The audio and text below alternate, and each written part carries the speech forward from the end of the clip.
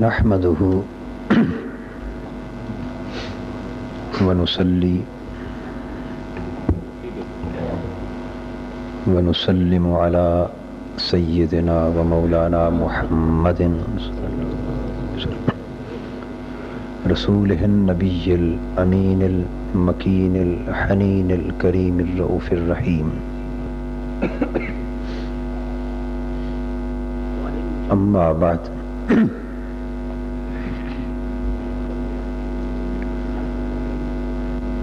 فأعوذ بالله من الشيطان الرجيم.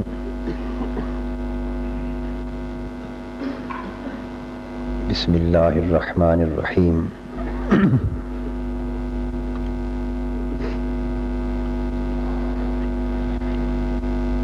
سبحان الذي أسرى بعبده ليلا.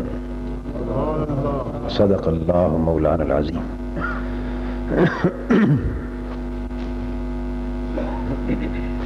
صدر مجلس محترم سردار عبدالقیوم صاحب،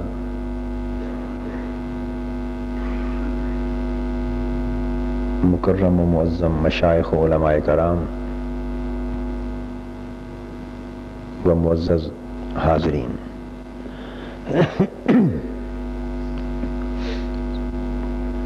اللہ رب العزت کا احسان ہے کہ اس نے ہمیں اپنے فضل خاص سے فقط اپنی رضا کے لیے ذکر مصطفیٰ صلی اللہ تعالی علیہ وآلہ وسلم کی اس مبارک مجلس میں اپنی سنت پر عمل کرتے ہوئے اللہ کی سنت پر اور سنت جلیلہ پر عمل کرتے ہوئے یہ توفیق عطا کی کہ ہم اس میں شرکت کریں۔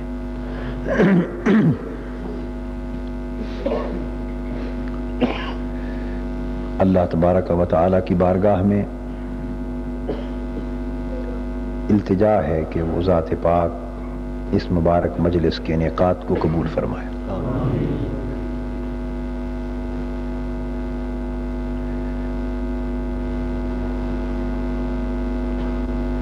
میں آج کی گفتگو کا آغاز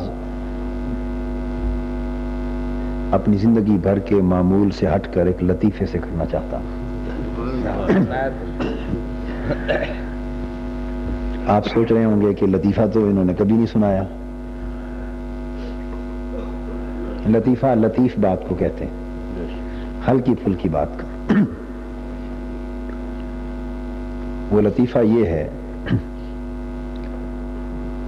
کہ میں نے ابھی یہاں پہنچ کر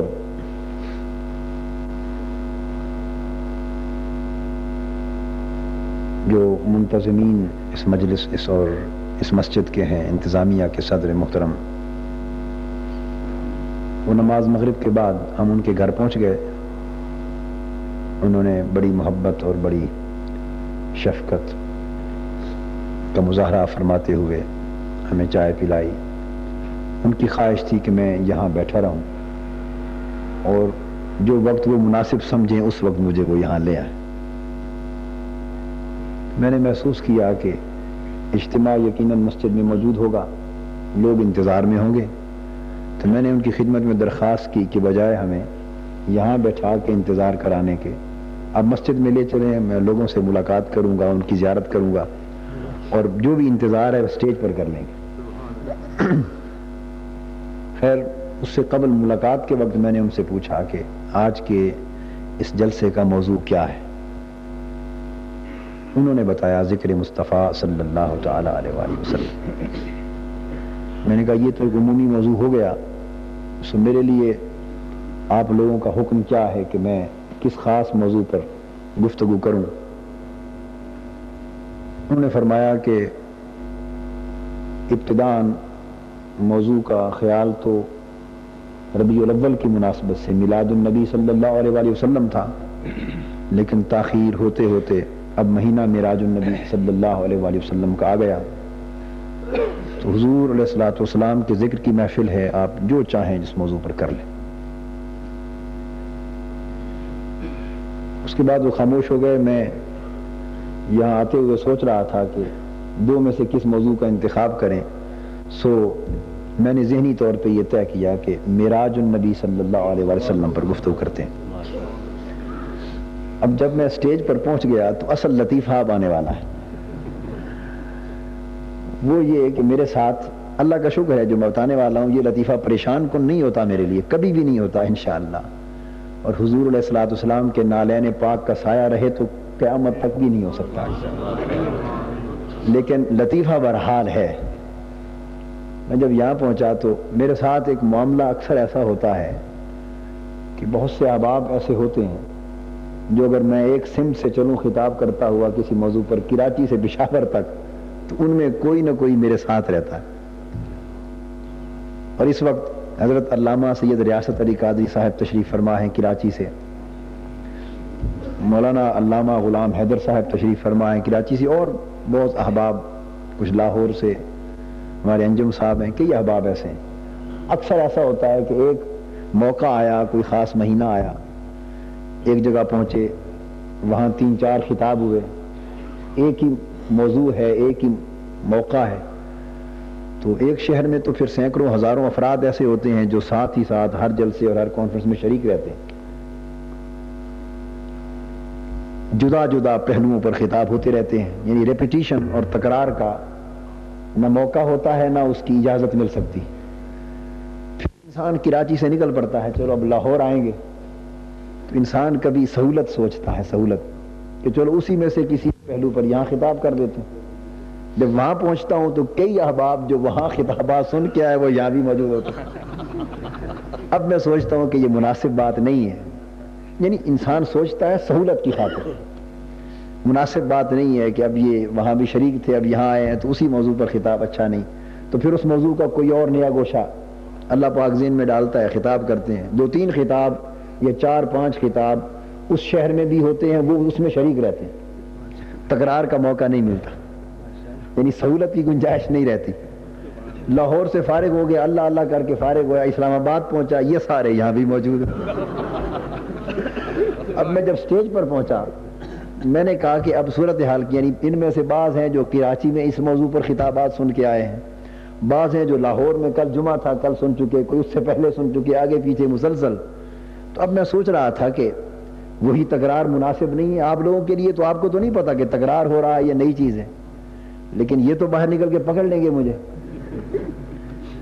تو میں ان کو دیکھ کے ابھی یہاں بیٹھے بیٹھے سوچ رہا تھا بھی آج کے لیے کیا موضوع کیا جائے، یعنی موضوعات حضور علیہ الصلوۃ والسلام کا ذکر ہو، خواہ وہ تنہا معراج کا ہو، خواہ میلاد کا ہو، خواہ آقا دو جہاں صلی اللہ علیہ وسلم کے کمالات نبوت میں سے کسی ایک کمال کا بھی ہو، وہ اپنی جگہ پھر بحر بے کراں ہے، اس کا کوئی کنارہ نہیں۔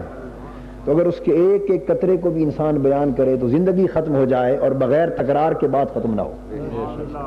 یہ حضور علیہ الصلوۃ والسلام کے اپنے کمالات کا عالم ہے۔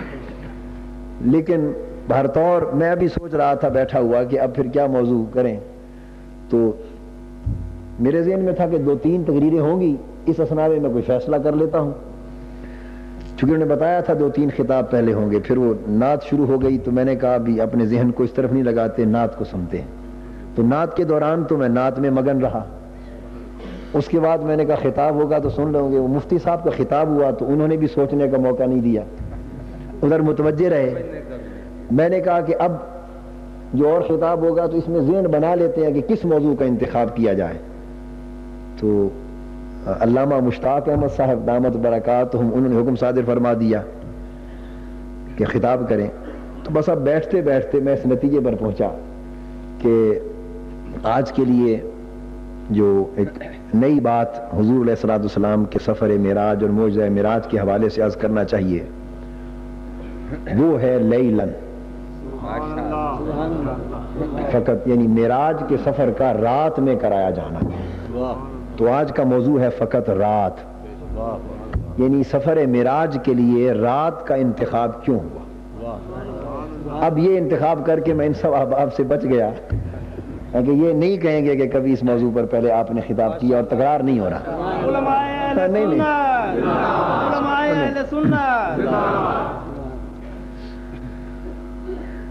یعنی ذوق نے صلی اللہ تعالی وسلم.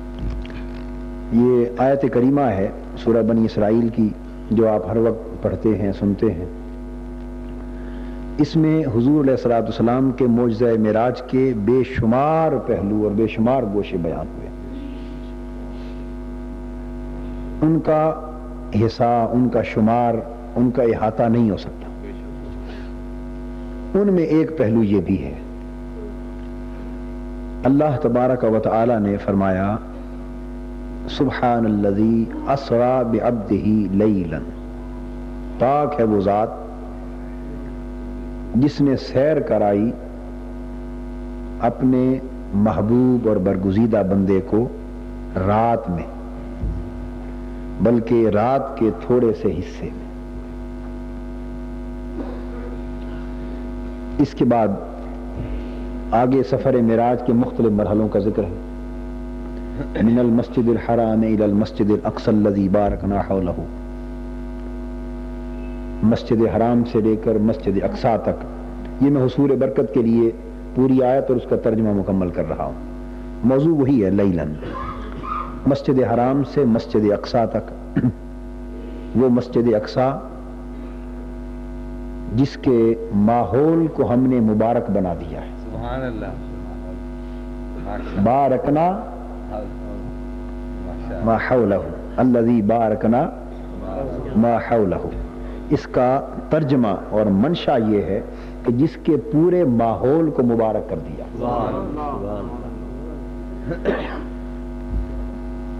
لنوریہ من آیاتنا، اور یہ سیر اس لیے کرائی تاکہ اس محبوب بندے کو اپنی آیتیں دکھائیں، اپنی آیتیں دکھائیں. یہاں من تبعیضیہ نہیں ہے، یعنی یہ نہیں کہ کچھ آیتیں دکھائیں، بیانیہ ہے، اس کو اپنی نشانیاں دکھائیں.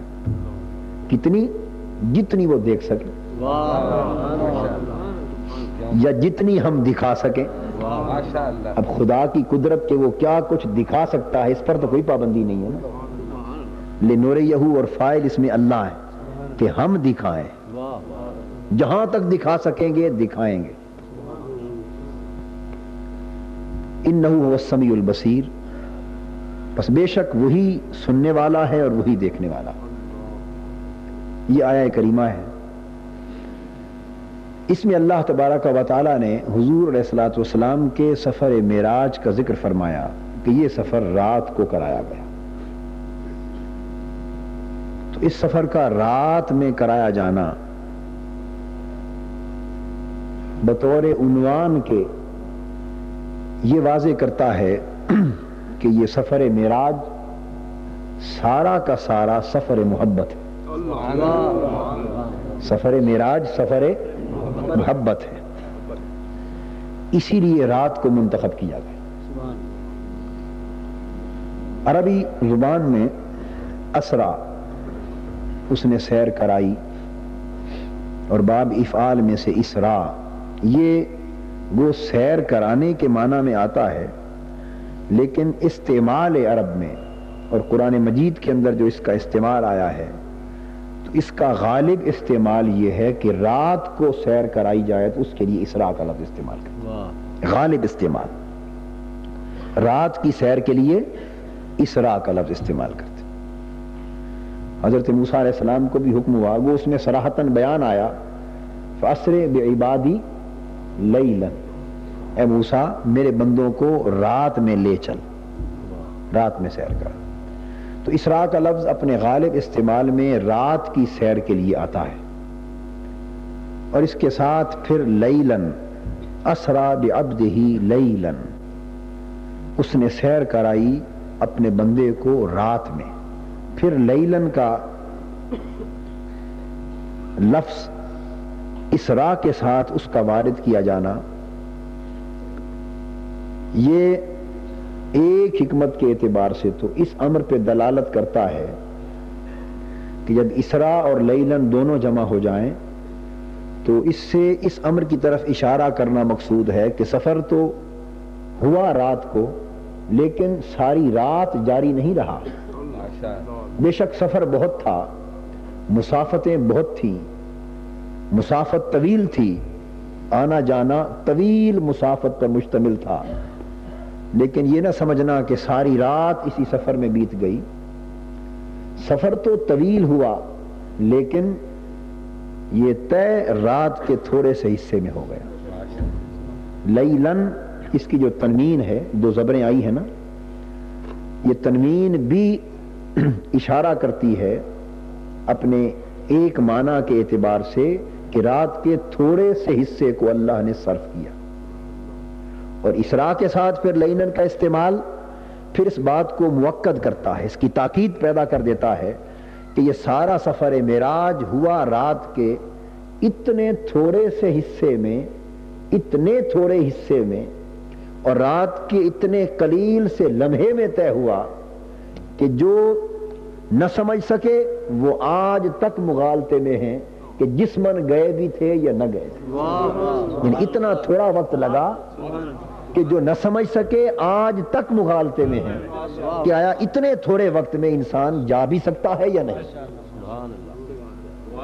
اس لیے فرمایا اسرا بعبدہ لیلا، اور حدیث پاک اس امر کی تصریح کرتی ہے، ما فقد جسد رسول اللہ صلی اللہ تعالی علیہ وآلہ وسلم لیلۃ المعراج۔ اتنے تھوڑے سے وقت میں اس پر مناظرے کرنے والے، جھگڑے کرنے والے تو اور تعویلیں کرتے ہیں، لیکن دین مناظروں کا نام نہیں ہے، دین مناظروں کا نام نہیں ہے، دین جھگڑوں کا نام نہیں ہے، اس کی تہ کو، روح کو پانا چاہیے۔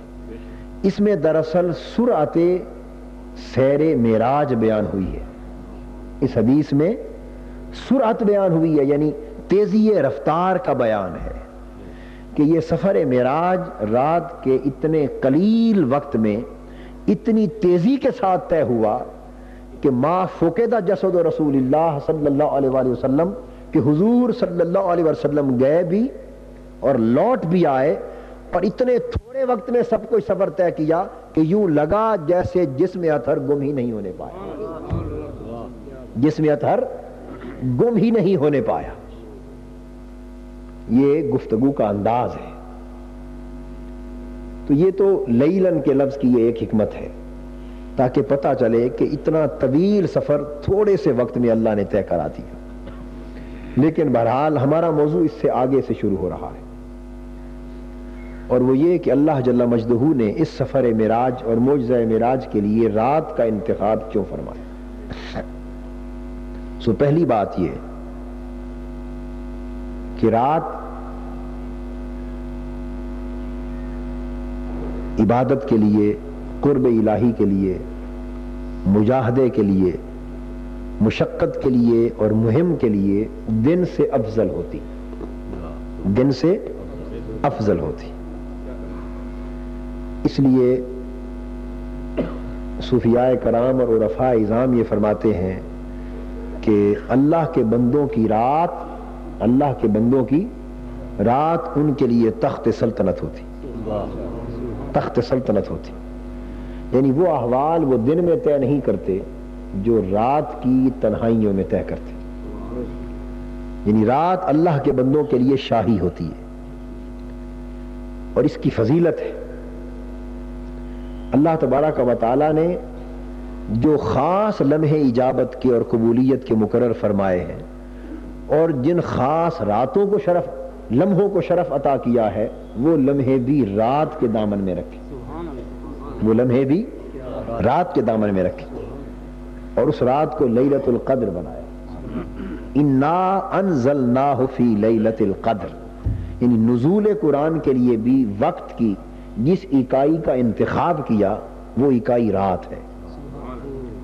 یہ یکبارگی قرآن کا نازل ہونا ہے بیت العزت سے آسمان دنیا پر۔ بے شک ہم نے قرآن کو شب قدر میں نازل فرمایا، تو قدر و منزلت کی گھڑیاں بھی رات میں رکھی، اور شب برات شعبان ابھی شروع ہو چکا ہے، وہ جو قبولیت کی ایک رات ہے اور خصوصی اجابت کی ایک رات ہے، تو وہ اجابت کی گھڑیاں بھی باری تعالیٰ نے رات میں رکھی، باری تعالیٰ نے رات میں رکھی۔ اور حضرت موسیٰ علیہ السلام کو جب طور پر بلایا اور اپنی ملاقات سے قبل ایک مجاہدے کے مرحلے میں سے گزارنے کا فیصلہ فرمایا، اور فرمایا کہ 30 دن یہاں اعتکاف کر۔ اب اعتکاف تو بعد میں 10 دن اور بڑھا دیے، 40 کی عدت پوری فرمائی۔ اب وہ اعتکاف اور خلوت نشینی وہ ایسی تو نہ تھی کہ فقط راتوں کے لیے تھی اور دن کو واپس جانے کی اجازت تھی، وہ تو پورے 40 دن ٹھہرنا تھا۔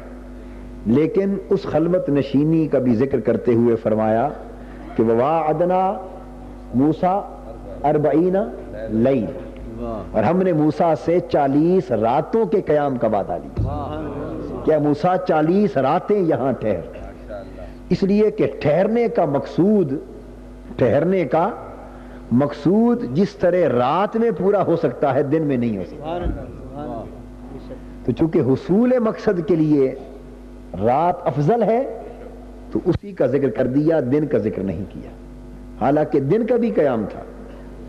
تو رات کو اللہ تبارک و تعالی نے حصول مقصد میں فضیلت عطا کی، حصول مقصد میں فضیلت عطا کی۔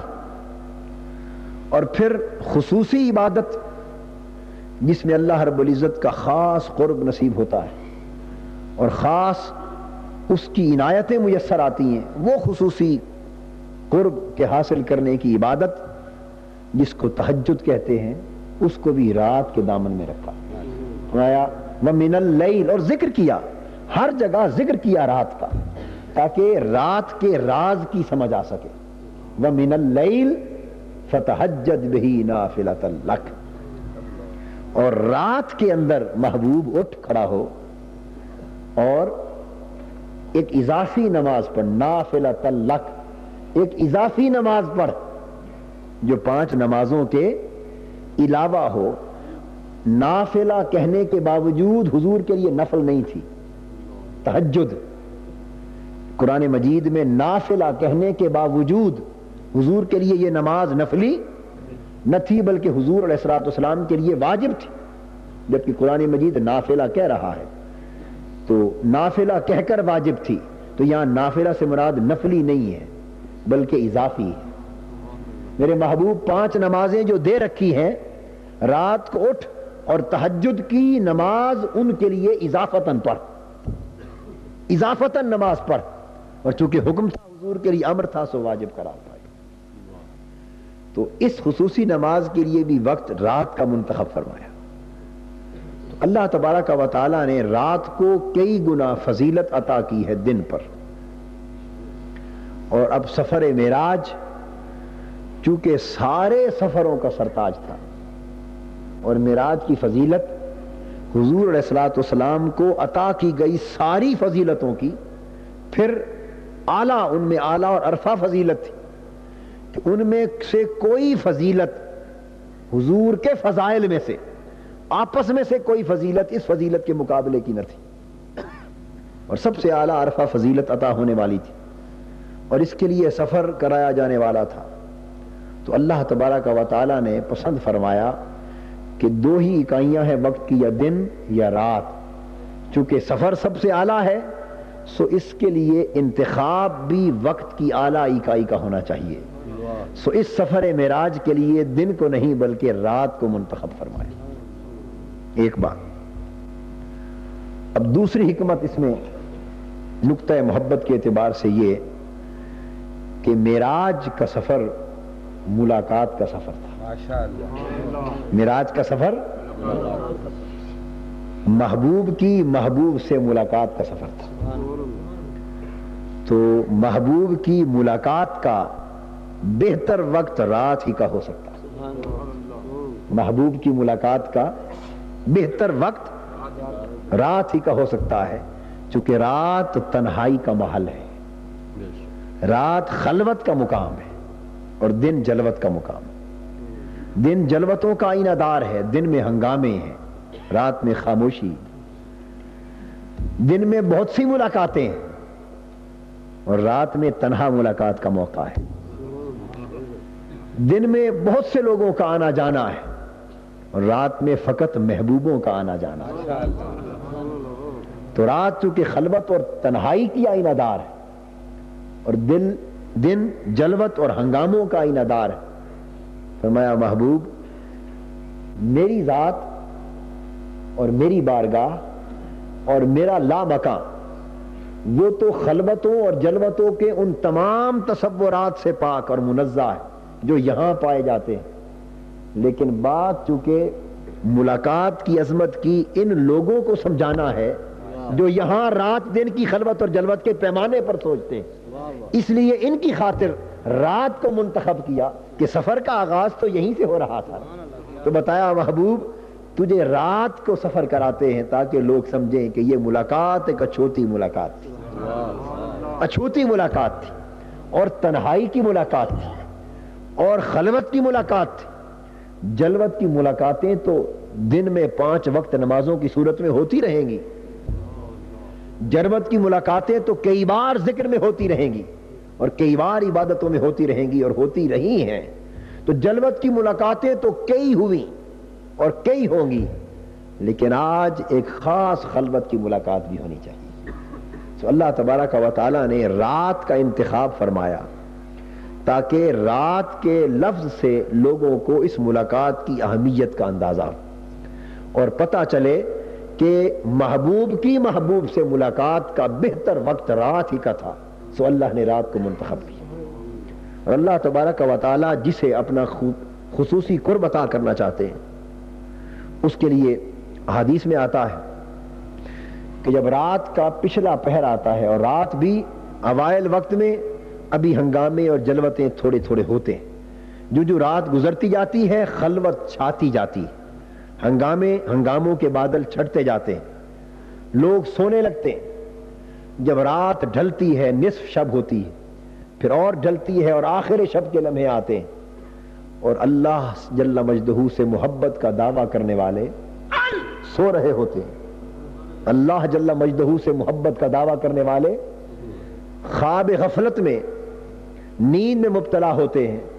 اس وقت اللہ تبارک و تعالی اپنی شان اور اپنی قدرت کے لائق آسمان دنیا پہ نزول فرماتا. نعرہ تکبیر, نعرہ رسالہ, کملی والا, مدینے والا. اپنی شان اور اپنی قدرت کے لائق اللہ جل مجدہ آسمان دنیا پہ نزول فرماتا, قریب آ جاتا ہے بندوں کے اور نزول فرما کر ارشاد فرماتا ہے کہ کیا محبت کا دعویٰ کرنے والے ایسے بھی ہوتے ہیں کہ ان کا محبوب جاگ رہا ہو اور وہ سو رہے؟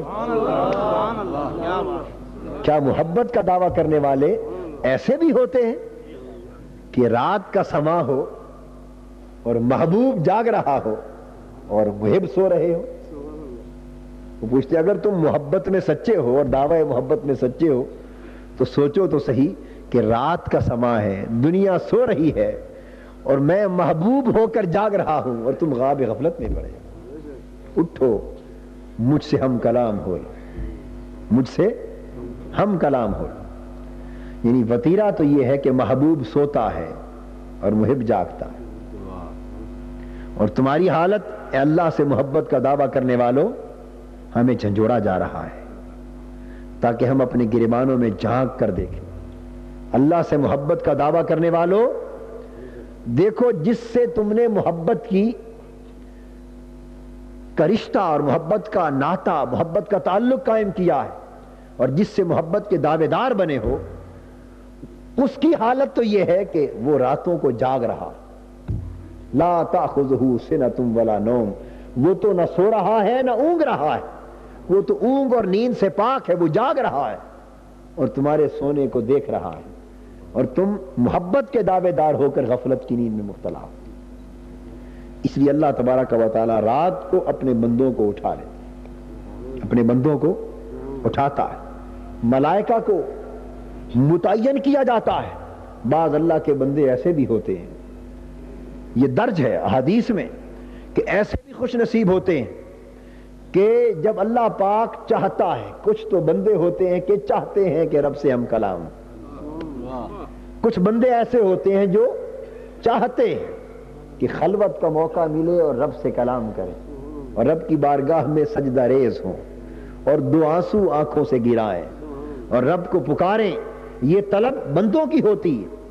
اور کچھ خوش نصیب ایسے بھی ہوتے ہیں کہ جب رات ڈلتی ہے تو وہ چاہتا ہے کہ یہ مجھ سے کلام کرے, وہ چاہتا ہے.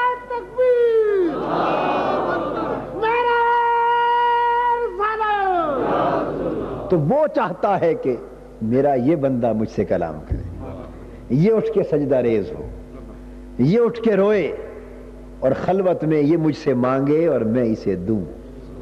تو بعض ایسے خوش نصیب ہیں جن کے لیے رب چاہتا ہے, جن کے لیے. تو یہ بندے فقط محب نہیں ہوتے بلکہ خود محبوب ہو چکے ہوتے ہیں, خود محبوب ہو چکے ہوتے ہیں. فقط طالب نہیں ہوتے بلکہ رب کے مطلوب ہو چکے ہوتے ہیں. سو جو فقط اللہ کو چاہنے والے ہوتے ہیں وہ تو قرآن مجید کی زبان میں یحبونہ کے درجے پر فائز ہوتے ہیں, یحبونہ کے درجے پر فائز ہوتے ہیں. اور جن کو رب چاہ رہا ہوتا ہے وہ یحبہم کے درجے پر فائز ہوتے ہیں. یہ قرآن کہہ رہا, یعنی ہم اپنی طرف سے یہ بات نہیں کہہ رہے, یہ قرآن خود فیصلہ کر رہا ہے کہ کچھ تو وہ ہیں جو خود اس کی چاہت اور محبت میں مبتلا ہے اور کچھ وہ ہیں جنہیں اس کی چاہت و محبت کا شرف نصیب ہو جاتا ہے. تو دو طرح کے بندے ہوتے ہیں.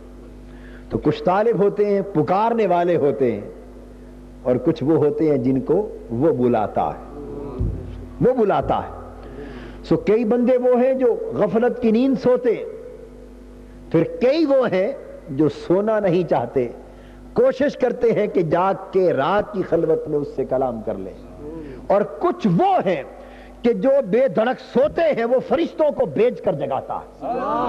حدیث پاک میں ابھی حضور علیہ الصلوۃ والسلام کے معراج کی بات نہیں کر رہا, آقا کی امت کے کچھ لوگ ایسے ہیں کہ جنہیں جگانے پر فرشتوں کو متعین کیا جاتا ہے. آواز ذرا زیادہ کر دیں. احادیث میں جنہیں جگانے پر فرشتوں کو متعین کیا جاتا ہے. ارے کتنے خوش نصیب ہوں گے وہ کہ فرشتے اپنا کام عبادت کا چھوڑ کر اللہ کے محبوب بندوں کو جگانے پر کھڑے, ان کے سراہنے کھڑے اور پیار سے جگاتے ہیں کہ بندے ذرا اٹھ, تجھے رب نے چاہا ہے, تیرے رب نے ہمیں بھیجا ہے کہ اس کو جگا دے, تیرا رب تجھ سے بات کرنا چاہتا ہے. اللہ اکبر, کتنے خوش نصیب ہیں وہ لوگ. تو ایسے لوگوں کا سونا بھی ہم جیسوں کے جاگنے سے کروڑ درجے بہتر. حضرت سلطان العارفین سلطان باہو رحمۃ اللہ علیہ فرماتے ہیں, کچھ جاگن کچھ جاگ نہ جانن تے کچھ جاگ دیاں بھی ستے ہو. کچھ جاگن فرماتے ہیں 5 قسموں کے بندے ہوتے ہیں. کچھ جاگن, کچھ جاگن, یہ بات ساری رات کی ہے, بات ساری رات کی. کچھ جاگن کچھ جاگ نہ جانن, کچھ جاگ دیاں بھی ستے ہو. یعنی کچھ لوگ وہ ہوتے ہیں جو جاگتے ہیں, کچھ وہ جنہیں جاگنا نہیں آتا, خواب غفلت میں مبتلا رہتے ہیں, نہیں جاگ سکتے. تو کچھ جاگ دیاں بھی ستے ہو, اور کچھ وہ ہیں جو جاگتے تو ہیں لیکن سوئے رہتے ہیں. یعنی ان کی آنکھیں جاگتی ہیں دل سوتے, آنکھیں جاگتی ہیں دل سوتے. 3 قسمیں ہو گئی. تے کناں نو رب ستیاں ملیا تے کئی جاگ دے بھی گئے بٹھے ہو. تو کچھ وہ ہیں کہ جو سوتے ہیں اور سوتے میں رب مل جاتا ہے, جنہیں سوتے میں رب مل جاتا, سوتے میں رب مل جاتا ہے. یہ وہی ہے جنہیں خود بلا کر جگاتا ہے, فرشتے بھیج کر جگاتا ہے. تے کئی جاگ دے بھی گئے بٹھے ہو. اور کئی وہ ہیں جو جاگتے ہیں اور جتنا جاگتے ہیں اتنا لوٹا جاتے ہیں, لٹ جاتے ہیں. پہلی 4 باتیں تو آپ کی سمجھ میں آ گئی ہوں گی. آخری بات پہ شاید آپ کے ذہن میں ایک ارتعاش پیدا ہو گیا ہو کہ جاگے عبادت کے لیے تو لٹ کیسے گئے. یہ جاگ کر لٹ جانا یہ ہے کہ جو جاگے اور دھیان اپنے جاگنے پر رہا, جو جاگے اور دھیان جاگنے پر رہا کہ میں جاگ رہا ہوں, عبادت کر رہا ہوں, تہجد پڑھ رہا ہوں, نفل پڑھ رہا ہوں, سجدے کر رہا ہوں, تو جو جاگ کر اپنا جاگنا دیکھتے رہے وہ لوٹے گئے، وہ لٹ گئے، وہ لٹ گئے۔ اور جو جاگے اور اپنے جاگنے کا دھیان نہ کیا، جاگے اور جاگنے کا دھیان نہ کیا اور جاگتے رہے اور اسی کی خاطر جاگتے رہے، وہ کچھ پا گئے۔ لیکن یہ وہ لوگ تھے جو محب تھے، جن کی محبت نے جگائے رکھا۔ اور اللہ پاک کا وعدہ ہے، قل ان کنتم تحبون اللہ فاتبعونی یحببکم اللہ۔ قرآن کہتا ہے کہ کچھ محب ہوتے ہیں، کچھ محبوب ہوتے ہیں۔ اور لوگوں، اگر تم اللہ کا محب بننا چاہتے ہو، اگر چاہتے ہو کہ تم رب سے محبت کرنے لگو، تو تمہیں ایک گر کی بات سمجھاتا ہوں۔ اللہ پاک نے فرمایا اگر چاہتے ہو کہ تم مجھ سے محبت کرنے لگو تو پھر میری محبت تمہیں مل سکتی ہے۔ کیسے؟ فاتبعونی، میرے محبوب کے غلام بن جاؤ۔ میرے محبوب صلی اللہ علیہ وسلم تم خود ہی اپنی زبان سے فرما دو کہ لوگوں، اگر رب کی محبت چاہتے ہو تو میرے غلام بن جاؤ۔ اب رہ گیا کوئی فرق؟ رب کی محبت چاہتے ہو تو میری غلامی میں آ جاؤ، اور اگر میری غلامی میں آ جاؤ گے تو پھر فقط محب ہی نہیں رہو گے، محبوب بن جاؤ، محبوب بن جاؤ۔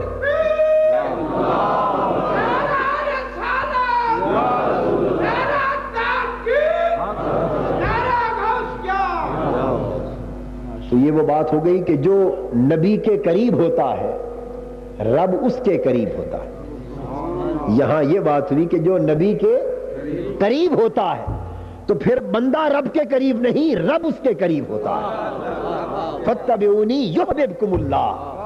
اگر نبی کی غلامی میں آ جاؤ تو پھر آغاز سفر کا کیا تھا کہ تم محب بننا چاہتے تھے، جب نبی کے قدموں میں آ جاؤ تو پھر رب بڑھ کر تمہیں اپنا محبوب کر لے گا، اب رب تم سے محبت کرنے لگے گا۔ تو ارے جس کی غلامی کے باعث بندہ رب کا محبوب بن جائے، جس کی غلامی کے باعث بندہ رب کا محبوب بن جائے، اس کی اپنی شان محبوبیت کا عالم کیا ہے۔ تو کچھ وہ لوگ ہیں جو سوتے ہیں اور رب ان کو فرشتوں کے ذریعے جگاتا ہے، اور جگا کر فرماتا ہے کہ میرے بندے، میں دینے کے لیے بیٹھا ہوں، مجھ سے مانگ لے، مجھ سے کلام کر لے۔ تو رات کی گھڑیوں میں جب انسان اٹھ کر اللہ کی بارگاہ میں سجدہ ریز ہوتا ہے، رب سے کلام کرتا ہے، تو رات کو جاگے ہوئے 2 لمحے دنوں کے 2 سالوں سے بھی بڑھ کر ہوتے ہیں۔ دن کے حساب کے 2 سال بیت جائیں، رات کے 2 لمحے بہتر ہوتے ہیں۔ اور اگر اس قاعدے کو سمجھنا چاہیں تو قرآن نے کہہ دیا لیلۃ القدر خیر من 1000 شہر، کہ کبھی ایسا ہوتا ہے کہ رات ایک ہوتی ہے اور باری ہوتی ہے سارے 1000 مہینوں پر۔ ایک رات 1000 مہینوں پر باری، یعنی رات کا قبولیت کے اعتبار سے عالم ہی کچھ اور ہے۔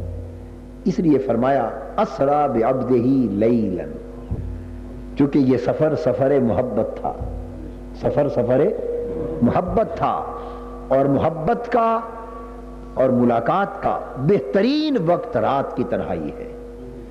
اس لیے فرمایا کہ پاک ہے وہ ذات جس نے سیر کرائی اپنے بندے کو رات میں، اپنے بندے کو رات میں، تاکہ رات کا لفظ شروع سے ہی یہ نکتہ سمجھا دے کہ لوگوں یہ سارا واقعہ داستان محبت ہے۔ اگر محبت کی سمجھ ہو تو اس معجزے کی عظمت سمجھ میں آئے گی، اگر محبت کی چاشنی سے آ رہی ہو تو اسے سمجھنے کی کوشش نہ کرو۔ یہ سارا سفر معراج عقل کے پیمانے پر پرکھا ہی نہیں جا سکتا، عقل کی پیمانے پر اسے تولا ہی نہیں جا سکتا۔ اگر عقل کے پیمانے پر ناپنا چاہو گے تو مغالطوں کی گرد میں کھو جاؤ۔ یہ تو بات ہی لیلن کی ہے، یہ تو بات ہی، یعنی دن اجالا ہے اور رات اندھیرا ہے، تو اجالے میں نظر آتا ہے، اندھیرے میں نظر، یعنی آنکھیں رات کے اندھیرے میں نہیں دیکھتی، دن کے اجالے کو دیکھتی ہیں. یہ سمجھا دیا کہ لوگوں یہ معجزہ معراج ان سر کی آنکھوں سے اور عقل کی آنکھوں سے سمجھ میں آنے والا نہیں ہے. یہ تو سارا کام تنہائی میں ہوا ہے, یہ تو پردہ اخفا میں ہوا ہے. تم یہ سر کی آنکھیں لے کر ٹٹولتے پھرتے ہو. نہیں, اگر اسے سمجھنا ہے تو دل کی آنکھیں. نعرہ تکبیر, نعرہ رسالت, نعرہ رسالت. دل کی آنکھیں بیدار کرو جو رات میں بھی دیکھیں. وہ آنکھیں ان آنکھوں سے دیکھو جو رات میں بھی دیکھیں, کیونکہ یہ واقعہ سارا رات کا ہے, دن کی بات ہی نہیں ہے. دن کی بات ہوتی تو ابو جہل کو بھی مغالطہ لاحق نہ ہوتا, ابو لہب کو بھی مغالطہ لاحق نہ ہوتا. وہ گلیوں میں شور نہ مچاتے پھرتے اگر دن کے اجالے کی بات ہوتی. شور اسی لیے بچا کہ یہ شب کی تنہائی کی بات. اب اس کو وہی سمجھتے تھے جن کا تنہائیوں سے کوئی تعلق تھا, جن کا شب کی خلوتوں سے کچھ لگن تھی, وہ سمجھتے تھے. اور وہ کون تھے؟ وہ ابو بکر رضی اللہ تعالیٰ, وہ عمر, وہ عثمان, وہ علی, جو سمجھتے تھے کہ راتوں کی تنہائیاں کیا ہیں اور رات کی ملاقاتیں کیا ہیں. سو جو شب کو سمجھنے والے تھے وہ سمجھ گئے, وہ سمجھ گئے, انہوں نے تصدیق کر دی. اور جن کو سمجھ ہی نہ تھی کہ رات کی خلوتیں کیا ہیں, وہ اعتراض کرتے رہے, شور مچاتے پھرے, وہ مغالطے میں رہے. اللہ پاک نے لیلن کا اعلان کر کے بالکل راستے ہی جدا کر دی. بو علی دانندے آب و گل است, بے خبر ز خستگی ہائے دل است. بو علی یعنی عقل کا جو آئینہ دار ہے, وہ آب و گل یعنی پانی اور مٹی کی دنیا کو تو جانتا ہے, لیکن ٹوٹے ہوئے دلوں کی کیفیت کو کیا جانے. بے خبر ز خستگی ہائے دل است, یعنی جو دلوں کا ٹوٹنا ہے اور دلوں کی شکستگی ہے اور دلوں کا درد و سوز ہے اور رکت کی کیفیت ہے اور دلوں کا پہلو میں تڑپنا ہے اور ہجر و فراق کی کیفیت میں جلنا ہے اور وصال کی کیفیت میں لذت پانا ہے, یہ ساری دنیا جو دل کی ہے اس کو بو علی کیا جانے. یہ آب و گل کی دنیا سمجھنے والے جانتے نہیں. وہ شیخ احمد جام نے کیا خوب کہا کہ سر دل, وہ کہتے ہیں کہ رموز سر دل بے دل چدانت, رموز سر دل بے دل چدانت. جو بات ہی دلوں کے راز کی ہو وہ دل نہ رکھنے والے کیا جانے. جو بات ہی دل کے راز کی ہو وہ اہل دل ہی جان سکتے ہیں, اور جو اہل دل نہ ہو, اہل عقل ہو, وہ کہاں جانے. تو اللہ پاک نے لیلن کہہ کے قصہ ہی سارا ختم کر دیا کہ لوگوں اس کو سمجھنا ہے تو اہل دل سے سمجھو. یہ قصہ رات کا ہے, دن کا نہیں ہے. دن کے قصے عقل کی سمجھ میں آتے ہیں, رات کے قصے فقط دل کی سمجھ میں آتے ہیں. یہ دل کا ماجرا ہے. اس لیے اس نے سیر کرائی اپنے بندے کو رات کے وقت, تاکہ راتوں کو جاگنے والے اور راتوں کو سینے سے لگانے والے وہی اس سفر کی عظمت کو سمجھ سکیں. اور پھر اس میں ایک پہلو اور ہے, تیسرا پہلو, وہ یہ کہ سفر معراج 3 مرحلوں پر مشتمل, لیکن صراحت کے ساتھ بیان ایک مرحلے کا یہاں آیا, اور باقی مرحلوں کا اشارہ بھی اللہ پاک چاہتا تھا کہ ہو جائے. اب آپ اس آیت کریمہ کو پڑھیے کہ سفر معراج کا پہلا مرحلہ تھا مکہ سے بیت المقدس تک, مسجد حرام سے مسجد اقصی تک, پہلا مرحلہ تھا. یہ اس دنیا کا سفر تھا, اس دنیا کا جس میں ہم آپ ہر کوئی رہتا ہے, اس دنیا کا سفر تھا. دوسرا سفر مسجد اقصی سے اٹھ کر آسمانوں اور عرش معلی تک کا تھا. یہ سفر عالم ملائک کا تھا, یعنی دنیا والے یہاں رہ گئے اور جو نورانی دنیا ہے, فرشتوں کی دنیا ہے, یہ ان کی دنیا کا سفر تھا.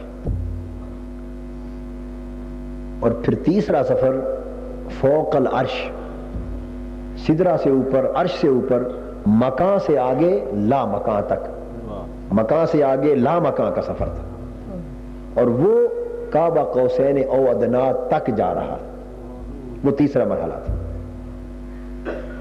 اب اس آیت کریمہ کو پڑھیں تو بہت وہ ذہن میں عرض اس لیے کر رہا ہوں کہ جب انسان عقل کے حوالے سے سوچتا ہے تو بات سمجھ میں آ ہی نہیں سکتی. وہ آئے کیسے کہ یہ بات ہی لیلن کی ہے، یہ بات ہی رات کی ہے، دن کی ہے ہی نہیں.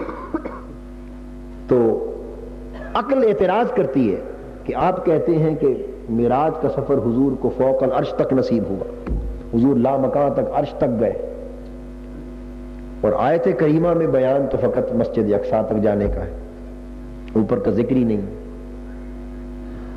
تو یہ تو بات غلط ہوئی. یہاں جواب وہی شیخ احمد جام کا مصرع جواب دیتا ہے، رموز سر دل بے دل چدا، جو اہل دل نہیں اسے کیا خبر کہ راز کی بات بتائی ہی نہیں جاتی. جو بات محبوب کے ساتھ متعلق ہو وہ بتائی نہیں جاتی. جب سفر محبوب کو بلایا جاتا ہے، کچھ حصہ سفر کا ہوتا ہے جو ہر کوئی دیکھتا ہے، تو جو ہر کسی کے دیکھنے کا ہے اور ہر کوئی دیکھ رہا ہے اس کو بیان کرنے میں مذائقہ ہی کوئی نہیں ہوتا، اس کو بیان کرنے میں مذائقہ ہی کوئی نہیں. پھر سفر کا اگلا مرحلہ ایک ایسا آتا ہے جو کوئی دیکھتا ہے، ہر کوئی نہیں دیکھتا، کوئی دیکھتا ہے. چونکہ کم نگاہیں دیکھنے والی ہے سو اسے تھوڑا سا بیان کر دینے میں کوئی حرج نہیں، تھوڑا سا بیان کر دیا جاتا ہے. پھر ایک سفر کا آخری مرحلہ وہ آتا ہے جہاں اب کسی کا کوئی سروکار نہیں رہتا، کسی کا واسطہ نہیں رہتا، کوئی نگاہ نہیں اٹھتی، حتیٰ کہ وہاں لے جانے والے کو بھی روک دیا جاتا ہے، تو بھی رک جا. اب جہاں اور کسی کا واسطہ ہی نہ ہو وہ بیان کس کے لیے کیا جائے، وہ بیان کس کے لیے کیا جائے. جہاں گفتگو کی اللہ نے اپنے محبوب کے ساتھ، اور قرآن بتا رہا ہے کہ گفتگو کی، اس پر میں قرآن کی سند پیش کر رہا ہوں. قرآن بتا رہا ہے کہ اللہ نے حضور سے گفتگو فرمائی، فَأَوْحَا إِلَىٰ عَبْدِهِ مَا أَوْحَا. تو جس گفتگو ہونے میں کوئی شک نہیں اور اس گفتگو کے ہونے کا انکار کفر ہے، قرآن کی نص صریح ہے. بس اللہ نے وحی فرمائی اپنے اس بندے کی طرف جو وحی کی. تو جو گفتگو ہوئی قرآن بتا رہا ہے کہ ہوئی. جب گفتگو کی مگر اسے اجاگر نہیں کیا، اسے واضح نہیں کیا، اسے بیان نہیں کیا، اسے چھپائے رکھا کہ محبوب یہ بات جب ہے ہی تیرے اور میرے درمیان تو اس کے راز کو کیوں بے نقاب کیا جائے. تو جب گفتگو کر کے بیان نہیں کر رہا تو اس سفر کے مرحلے کو کاہے کو بیان کرے جو ہے ہی ان دو کے لیے، کسی اور کے لیے. سو جو سب کے لیے تھا اس کو کھلا بیان کر دیا. من المسجد الحرام الى المسجد الاقصى، جو حصہ سب کے لیے تھا اور ہر آنکھ دیکھ رہی تھی انبیاء کی، اور پھر اس کی نسبت ہر زبان سوال کرنے والی تھی جو بعد میں مکہ میں ہوئے. جو سفر ہر ایک کے لیے تھا اس کو بیان کر دیا، اس کو بیان کر دیا.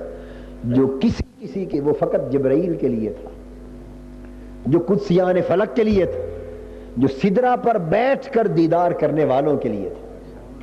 وَيَخْشَ السِّدْرَةَ مَا يَخْشَى، جو سدرہ پر بیٹھ کر، ہر پتے پر بیٹھ کر حضور کا چہرہ تکنے والے فرشتوں کے لیے تھا.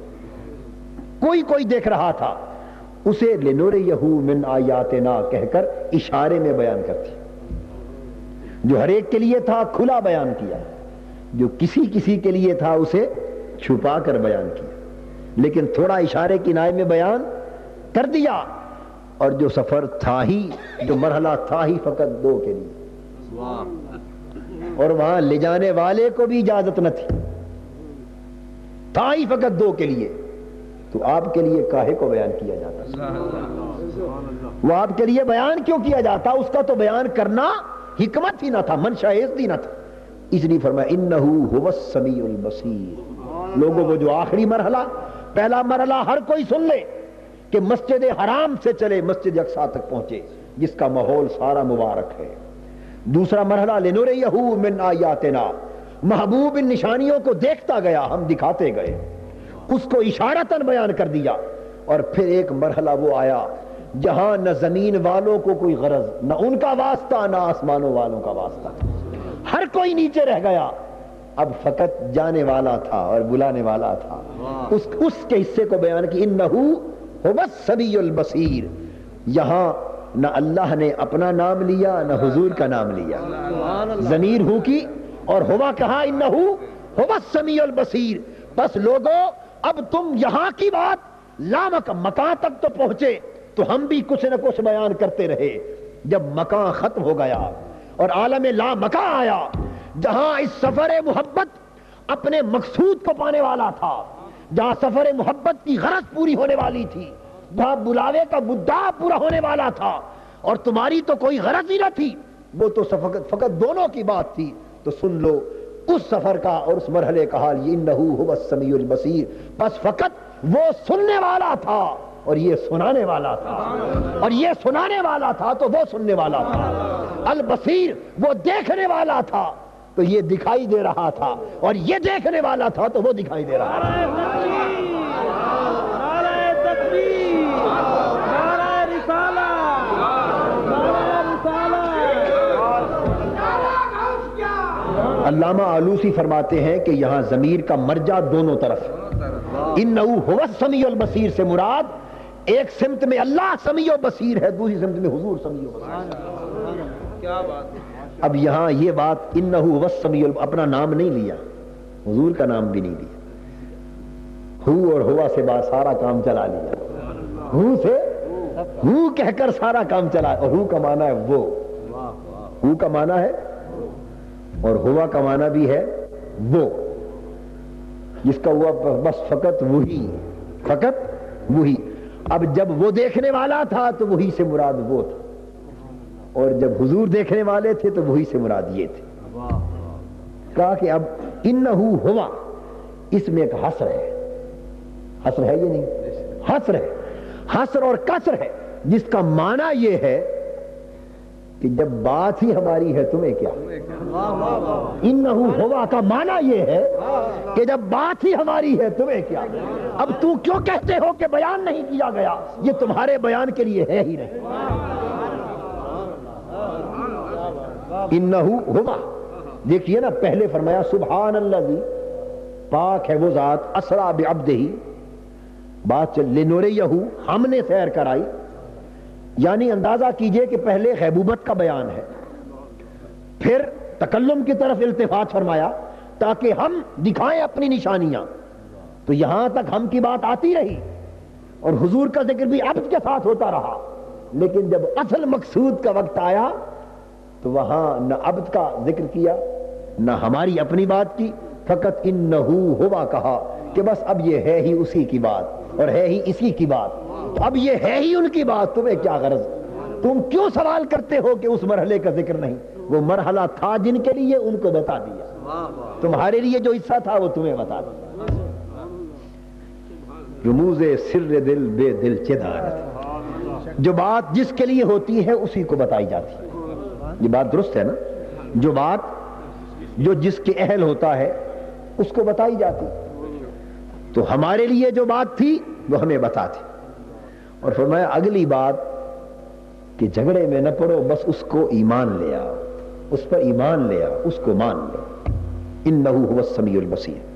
تو عرض یہ کر رہا تھا لیلن کہنے کی تیسری حکمت، چونکہ سفر معراج فقط اس دنیا پر نہ تھا بلکہ ما فوق العرش اوپر تک بھی تھا، ٹھیک ہے، اور ظاہراً بیان مسجد اقصی تک کے سفر کا ہوا، اوپر کا ظاہراً نہ ہوا۔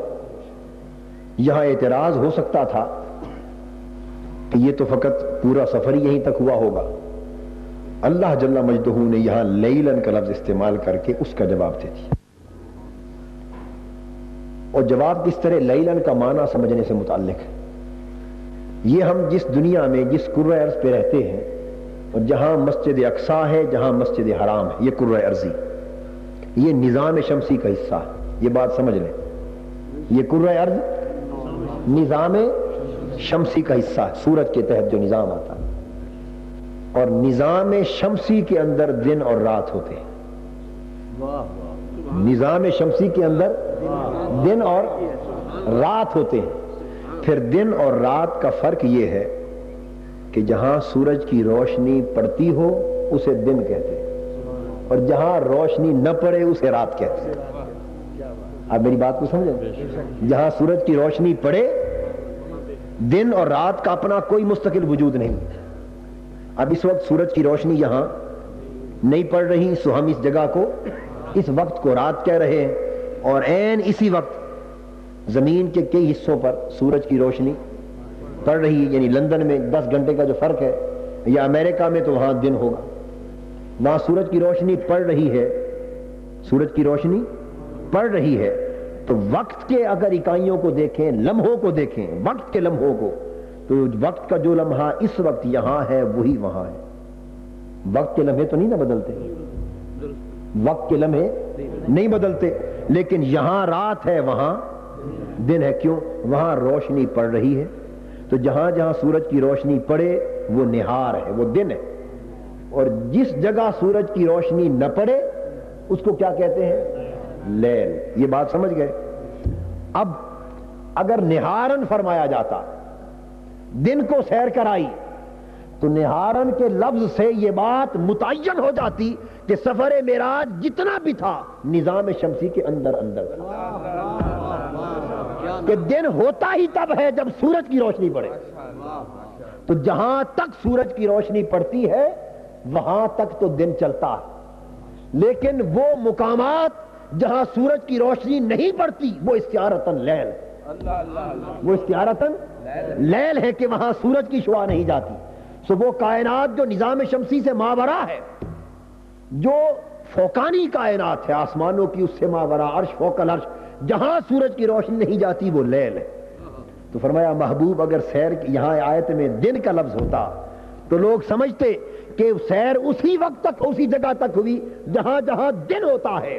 فرمایا محبوب نہیں، لیل، دن تو رہ گیا اور تو وہاں تک گیا جہاں سورج کی روشنی کا سوال ہی نہیں. لیل.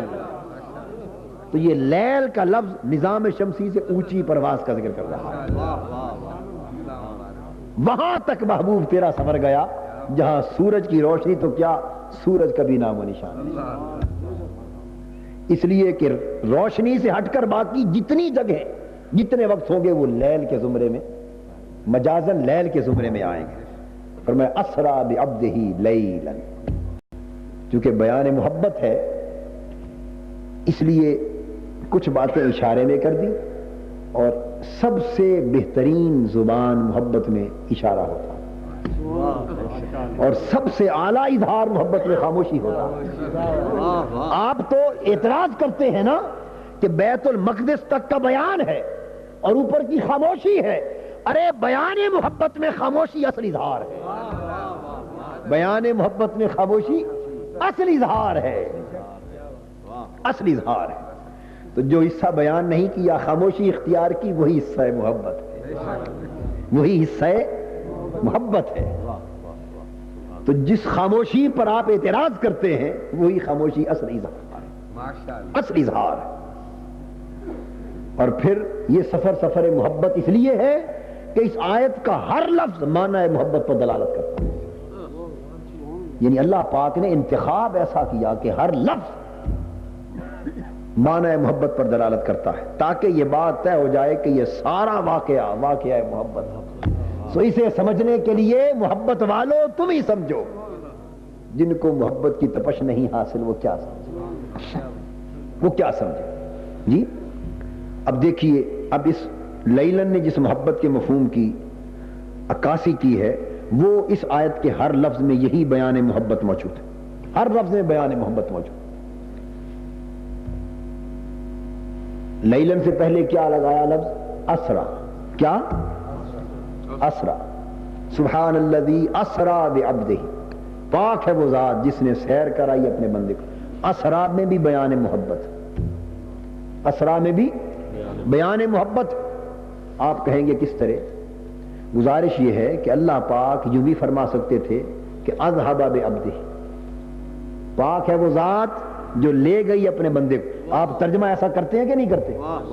ترجمہ ایسا ہی کرتے ہیں نا کہ پاک ہے وہ ذات جو لے گئی اپنے بندے کو، یہی کرتے ہیں. یہ ترجمہ غلط ہے. یہ ترجمہ اس آیت میں لے گئی کا تو لفظ ہی کوئی نہیں، لیکن ترجمے آپ یہی کرتے ہیں. پاک ہے وہ ذات جو لے گئی اپنے بندے کو. اللہ پاک نے لے جانا نہیں فرمایا. اگر لے جانے کا مفہوم بیان کرنا ہوتا تو فرماتا اذهب بعبدہ. پاک ہے وہ ذات جو اپنے بندے کو لے گئی، لیکن اذہبا نہیں فرمایا، اس لیے کہ لے جانا کئی مقاصد کے لیے ہوتا ہے، لے جانا کئی مقاصد کے لیے ہوتا ہے، مگر سیر کرانا فقط محبت کے لیے ہوتا ہے، سیر فقط محبت کے لیے ہوتی ہے۔ اب بات کو سمجھ گیا نا بھائی، لے جانا کوئی کام کے لیے بھی لے جاتا ہے، مصروفیات کے لیے لے جاتا ہے، حکم سنانے کے لیے لے جایا جاتا ہے، بلایا جاتا ہے۔ نہیں فرمایا کہ پاک ہے وہ ذات جس نے بندے کو بلایا، نہیں فرمایا، نہیں فرمایا کہ پاک ہے وہ ذات جو بندے کو لے گئی، پاک ہے وہ ذات جس نے بندے کو طلب کیا۔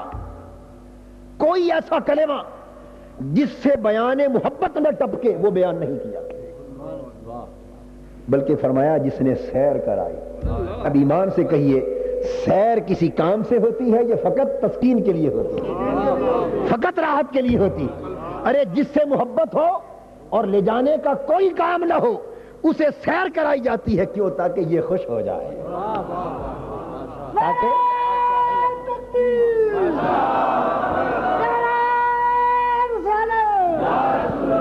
تاکہ یہ خوش ہو جائے، ٹھیک ہے نا؟ اور سیر کرنا اور کرانے میں بھی فرق ہے۔ کرنا تو پھر بھی کام کے لیے ہو سکتا ہے، انسان جسمانی صحت کے لیے سیر کرتا ہے تو سیر کرنا تو پھر بھی اس میں غرض ہے، لیکن جب یہ کہا جائے کہ اس نے سیر کرائی، وہ فقط خوش کرنے کے لیے ہوتی ہے، فقط خوش کرنے کے لیے ہوتی ہے۔ سیر کرائی نہیں کہا کہ اس نے سیر کی، نہیں بلکہ سیر کرائی۔ اب کرانے میں نہ لے جانے والے کا کوئی اور کام ہے، نہ جانے والے کا کوئی کام ہے۔ سیر کرانے کا مفہوم ہی ایک ہے کہ تم یہاں آئے ہو، تمہیں ذرا سیر کراتے ہیں تاکہ خوش ہو جاؤ۔